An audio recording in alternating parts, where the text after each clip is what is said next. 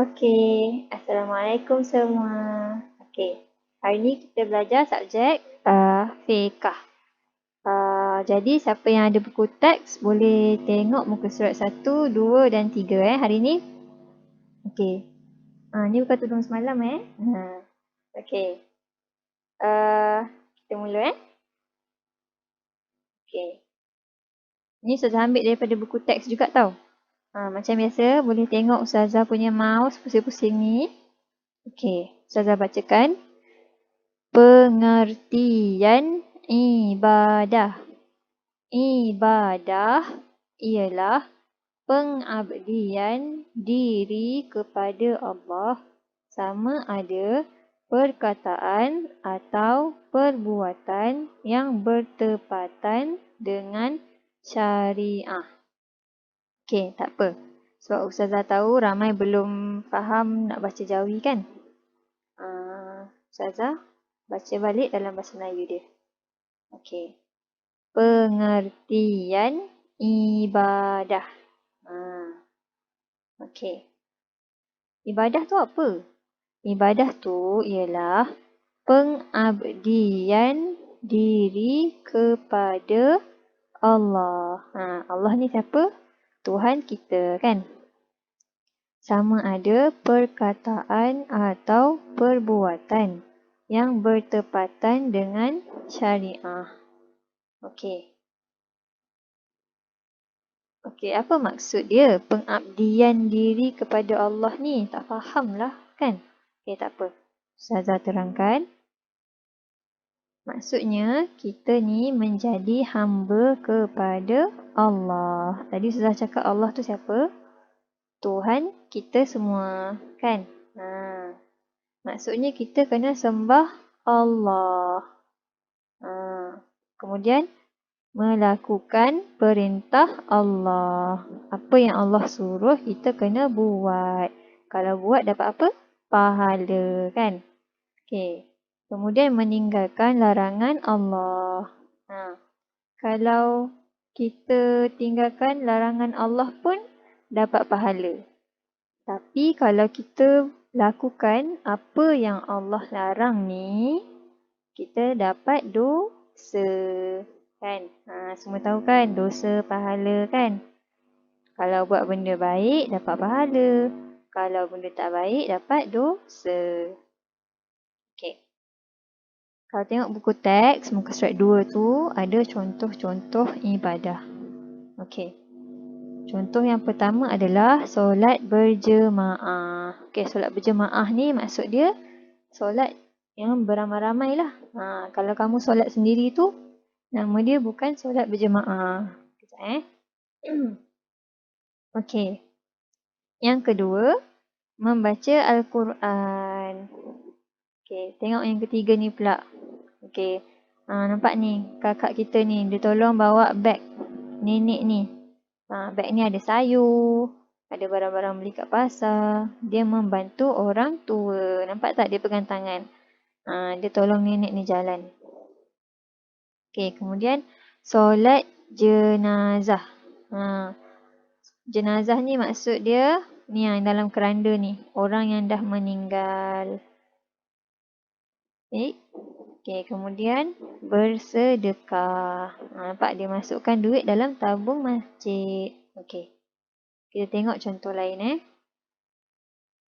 Contoh-contoh ibadah melalui perkataan dan perbuatan. Okey, tengok. Yang ni, kawan kamu ni dia tengah solat. Tengok lama dia baca Al-Fatihah. Lepas tu dia rukuk, dia sujud. Solat ni perkara yang Allah suruh. Kalau kita buat, dapat pahala. Kalau tak buat, berdosa. Okey, kemudian tengok kakak ni dia baca Al-Quran. Besar Al-Quran dia kan? Okey. Kemudian, tengok. Kawan kita dia bagi Assalamualaikum. Maksudnya apa? Dia bagi salam. Kalau kita bagi salam, kita dapat pahala. Kalau kamu kat sekolah, Nanti jumpa kawan-kawan bagi salam. Jumpa cikgu, ustaz, ustazah bagi salam kan.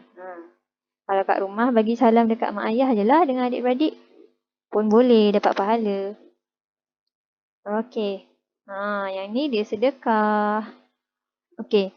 Kalau tadi kan gambar tadi sedekah dekat dalam tabung. Tapi yang ni kawan kita ni dia sedekah dekat orang yang susah, orang yang miskin. Kalau kamu ada makanan lebih ke, kalau kamu lapar kan, kamu bagi tu pun kira sedekah juga.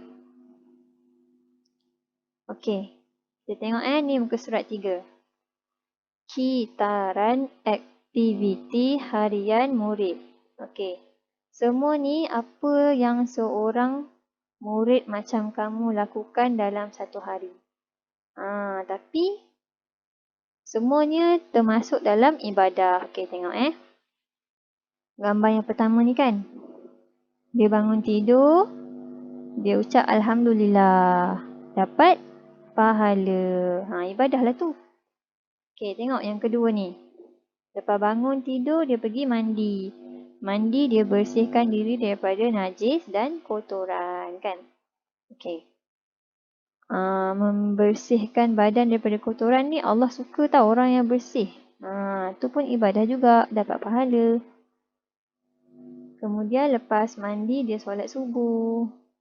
Dapat pahala lagi. Okey, lepas solat subuh dia pergi sekolah, dia belajar.